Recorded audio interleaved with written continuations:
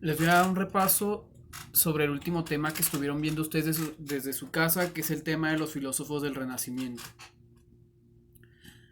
Vamos a recordar primeramente en qué consistió el periodo anterior a este, que es la Edad Media, que inició principalmente en la mitad del primer milenio y terminó en la mitad del segundo milenio. Y la filosofía medieval se caracterizó principalmente en un inicio por la filosofía patrística de San Agustín y al final estaba la filosofía escolástica. Bien. Eh, este periodo medieval se caracterizó principalmente porque no había muchísimos cambios y todo se consideraba muy estable. Las jerarquías no se modificaban y el mundo se consideraba como un mundo que no cambiaba en absoluto. Después, a la mitad del segundo milenio, alrededor del siglo XVI, siglo XV, inició un proceso histórico que marcó un antes y un después en el mundo europeo, que es el periodo histórico del Renacimiento, el cual estuvo marcado por un gran cambio en las ideas filosóficas y un cambio en general en toda la sociedad europea, un cambio en procesos históricos, económicos, sociales, de todo tipo, incluso biológicos. Bien, el libro nos marca un proceso histórico, un hecho histórico muy interesante que es el de la peste negra, que ese proceso histórico, ese hecho principalmente, eh, marcó un antes y un después en las ideas de tanto del imaginario social de la gente en Europa como de las ideas filosóficas de las personas que realmente pensaban y los intelectuales de la época.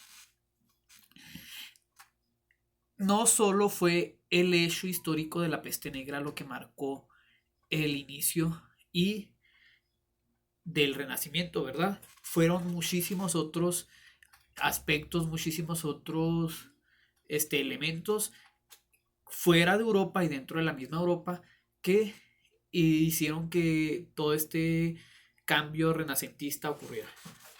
Por un lado, estaba eh, un cambio en las dinámicas económicas de los mismos pueblos europeos, el feudalismo estaba cambiando, la población aumentó y luego de pronto con la peste y una serie de problemas de guerras disminuyó radicalmente. Entonces hubo una serie de sucesos históricos que se combinaron y dieron por inicio este periodo histórico del Renacimiento en Europa, ¿verdad? El mundo fuera de Europa era otra cosa. Pero a partir de este periodo histórico, Europa, que estaba marginada por allá en la orilla del mundo, empezó a entrar dentro de la dinámica comercial y política de Asia principalmente. Y posteriormente con el descubrimiento de un nuevo continente que después le llamaron América. Bueno, en medio de toda este gran cúmulo de procesos y de cambios sociales, eh, hay ciertas figuras dentro de la filosofía que vamos a estar viendo para que conozcamos, que son estos filósofos renacentistas que ustedes tienen que aprender y que ven en el libro y que ya vieron de cierta forma en los trabajos que les estuve pidiendo. ¿Cuál es el primero con el que vamos a comenzar? Es Maquiavelo. Maquiavelo, si bien recordarán, se enfocó principalmente en la política. Él era una persona que principalmente sus planteamientos tenían como fin el éxito y la permanencia del Estado. Él daba una serie de recomendaciones a través de las cuales eh, instruía a los gobernantes a establecer estrategias para que tuvieran éxito dentro de su carrera política y los estados, los gobiernos que ellos se encargaban de gobernar tuvieran un éxito y hasta cierto punto podían alcanzar la hegemonía. Estas eran estrategias que nada tenían que ver con cuestiones metafísicas, ni cuestiones teológicas, ni nada por el estilo. Eran estrategias puramente mundanas, ¿verdad? ¿Qué nos dice esto? nos dice que Maquiavelo nos dice hasta cierto punto que el poder político, estaba determinado por las acciones que los gobernantes como humanos hacían y nada tenía que ver un poder divino y nada tenía que ver un designio de la naturaleza, un designio de los dioses, etcétera, sino que todo estaba relacionado principalmente con acciones humanas. Esto hizo que cambiara muchísimo la perspectiva que tenían las personas acerca de los gobernantes, del Estado y la relación que tenía el pueblo, la gente común con la nobleza, ¿verdad? Que se les consideraba hasta cierto punto otro tipo de seres humanos. Se les decía que tenían sangre azul. Aquí empezó a cambiar la cosa porque Maquiavelo empezó a meter, empezó a incluir esta idea de que el mundo de los nobles, el mundo de los gobernantes, era un mundo puramente material. Es decir, que ellos estaban ahí gracias a ciertas estrategias que ellos tenían y que podían mejorar para seguir teniendo el poder, pero que no era algo natural ni que había sido decretado por la naturaleza o por Dios, como ya lo dije. Él establecía principalmente un concepto que es el de virtud. Él decía que ese concepto era la cualidad de los gobernantes para garantizar su éxito, que era una cualidad que tenían los gobernantes y que podían cultivar, y eso les iba a dar hasta cierto punto una garantía para que tuvieran éxito. Eso quiere decir que un gobernante, por ser gobernante, no va a tener éxito simplemente por eso. No hay ningún designio natural ni divino que lo va a hacer que automáticamente gobierne al pueblo que vaya a gobernar, sino que depende puramente de el azar, de las decisiones que esa persona tome. Y eso cambió muchísimo la mentalidad dentro de cómo se veía precisamente el poder político. Esto dejó en claro que los gobernantes ejercen su poder por obra de sus propios esfuerzos y no existe ninguna fuerza divina que los tenga en tal designio. Hasta ahí, esas son las principales ideas de Maquiavelo. No se olviden como palabra clave este término de virtud, ¿verdad? Por si llega a haber una evaluación próximamente. El siguiente filósofo que tenemos de la época renacentista es Thomas Hobbes. Aquí está escrito. Bueno, creo que se ve al revés en el video. Thomas Hobbes estableció un concepto muy importante que es el de contrato social. Él siguió las ideas de Maquiavelo y las llevó a un nivel más allá. Hobbes estableció que la legitimidad de un soberano estaba en que en un inicio el ser humano vivía en total libertad.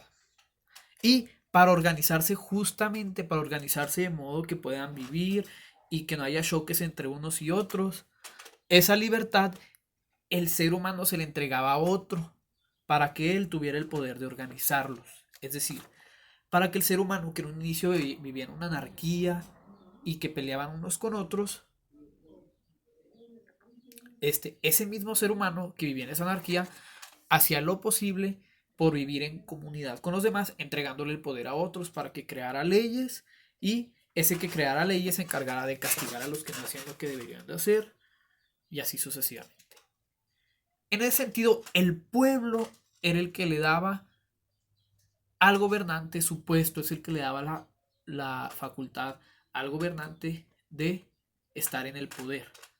Eso se nos hace obvio, pero recuerden que en la Edad Media se consideraba que el que estaba gobernando estaba puesto por Dios y ese no se podía quitar y nadie lo podía modificar. Aquí Hobbes, influido por Maquiavelo, empieza a traer la idea de que no, de que los gobernantes están ahí. ¿Por qué? Porque en algún momento de la historia el pueblo, la gente común, le dio la oportunidad de ostentar ese puesto. ¿Para qué? Para que controlara la justicia, para que hiciera leyes y que unos no se mataran a otros, unos no tomaran lo que no les pertenece, etc. De esa manera se creaban leyes y gobiernos. Eso es lo que llama contrato social. Esa es la palabra clave para este filósofo Hobbes. Contrato social, que se refiere a ese momento en que un grupo de personas le da la facultad a alguien para que lo gobierne con la condición de que mantenga un orden, ¿verdad? Que mantenga leyes, etc. Entonces, esta idea de Hobbes también empezó a chocar con la mentalidad medieval de que los gobernantes estaban puestos por designio divino o designio natural. ¿Sí? El siguiente filósofo que viene es John Locke. John Locke siguió el mismo patrón de Maquiavelo y de Hobbes. Él estableció que en función del contrato social en el cual el pueblo le otorga la facultad a un gobernante de controlarlos, de establecerles leyes, él establece que bajo esa premisa, si un gobernante no cumple, el pueblo, la gente común, tiene derecho a reclamarle y a destituirle, a quitarle el poder. ¿Por qué? Porque el que le otorgó el poder fue el mismo pueblo, entonces ellos mismos tienen la facultad de quitárselo. Él aquí incluye un nuevo término que es la posibilidad revolucionaria, que se refiere principalmente a eso, al hecho de que el pueblo tiene derecho a reclamarle o destituir a un gobernante. Al mismo tiempo, John Locke establece un concepto nuevo para la mentalidad medieval, que es el de la propiedad. No establece exactamente la propiedad privada, pero da un antecedente a eso, que es el hecho de que todos tenemos derecho a disponer de nuestros propios bienes. ¿Sí? Locke también hace una reflexión acerca de que todos tenemos derecho de disponer de nuestros propios bienes y los gobernantes no tienen por qué tener el control total de la propiedad de un territorio, como ocurre en la Edad Media con el feudalismo. En ese sentido, Hobbes establece la posibilidad de que el gobierno se puede transformar. ¿Sí? Por último, tenemos a Rousseau. Si se alcanza a ver. Rousseau parte de una pregunta principal. ¿El ser humano es malo por naturaleza y requiere que otros lo gobiernen? Aquí quiero que recuerden un poco la lectura que les puse de El Gran Inquisidor, que también trata un poco sobre la idea de libre albedrío y la libertad humana, ¿verdad? Bien, Rousseau reflexiona acerca de esa libertad humana. Y él lo que hace es tomar el mismo patrón de el Edén de Adán y Eva, pero lo llevan desde un punto de vista más material, ¿verdad? Más secular. Él establece que los hombres, los seres humanos, eran esencialmente buenos por naturaleza, es decir, que al inicio de los tiempos, los seres humanos, el hombre era bueno por naturaleza. Sin embargo, se fue corrompiendo gracias a la propiedad de las cosas materiales, a las artes y a las ciencias. ¿Notan la similitud con el relato del Jardín del Edén? El ser humano era bueno, pero posteriormente se corrompió y gracias a las cosas materiales, él fue corrompiendo todo el sistema humano.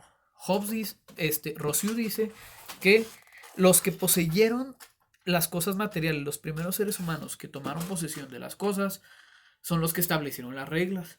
Y esas reglas corrompieron todo el sistema porque esas reglas no permitían que los seres humanos que no poseyeron las cosas en un inicio tuvieran acceso a ellas. Entonces, las leyes que los poseedores crearon fueron injustas de por sí. De esa manera, bajo esa lógica, Rousseau propuso terminar con la monarquía para establecer algún gobierno que fuera más justo y que le diera a todas las personas, a las gentes comunes, la posibilidad de hacerse con sus propios bienes materiales, ¿verdad? Recuerden que en la Edad Media todo pertenecía al señor feudal y a la monarquía, y el resto de los campesinos estaban hasta cierto punto empeñados con ellos, con sus señores. Entonces, estos filósofos traen una nueva idea, una nueva noción de las cosas a partir de las reflexiones de Maquiavelo, de que los gobernantes no están ahí por designio divino. Esa es la principal premisa de todos los filósofos renacentistas, y esa simple idea hizo un cambio en muchísimos aspectos de la vida, tanto filosófica como la vida social y económica de Europa y posteriormente del mundo, ¿verdad? Recuerden que estas ideas surgieron no solo por obra de de estos filósofos dentro del territorio europeo. Tienen que ver muchas influencias que trajeron de los árabes, de los chinos y de otras partes en sus viajes comerciales que hicieron. Muchas de estas ideas ni siquiera son nuevas, pero para para el territorio europeo en ese entonces fueron una novedad totalmente.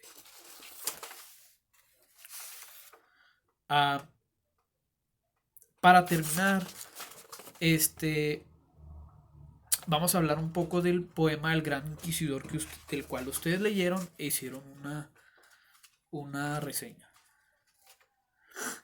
Si ustedes se fijan, el poema del Gran Inquisidor hace una reflexión de estas discusiones acerca de la condición humana, acerca de la libertad del ser humano. ¿Qué significa la libertad del ser humano? ¿Existe el libre albedrío? Cabe destacar que el Gran Inquisidor fue escrito aproximadamente en la segunda mitad del siglo XIX, como 4 siglos después. ¿Qué nos dice eso? Que esas cuestiones acerca de la libertad humana, del libre albedrío, no está resuelto hasta la fecha. Y es una cuestión filosófica que se sigue explorando muchísimo, principalmente en la literatura. El poema del Gran Inquisidor no es un texto meramente filosófico, es un ensayo que está dentro de una obra literaria. Solo para aclarar, porque muchos lo tomaron muy literal. Tampoco es un texto religioso. Es un ensayo filosófico, es un poema filosófico dentro de una obra literaria. Toma una metáfora religiosa para explicar la noción del libre albedrío, pero no es un asunto que tiene nada que ver con teología ni religión. Es una reflexión acerca de la libertad humana, acerca justamente de esta pregunta que se hacía Hobbes, acerca de si el ser humano es bueno o malo por naturaleza. Luego, en los temas siguientes que vamos a ver acerca del idealismo alemán, vamos a hablar un poco más sobre este tema y vamos a ver que hay otros filósofos que llevan esta discusión un poco más. Se van a poner más interesantes esos temas para que estén al pendientes en las siguientes retroalimentaciones que les voy a hacer esta semana sobre los temas que siguen, para que estén haciendo sus lecturas, por favor. Y les pido que comenten cualquier cosa que ustedes quieran comentar, cualquier idea que tengan, y me hagan preguntas sobre las dudas que tengan, por favor. Gracias.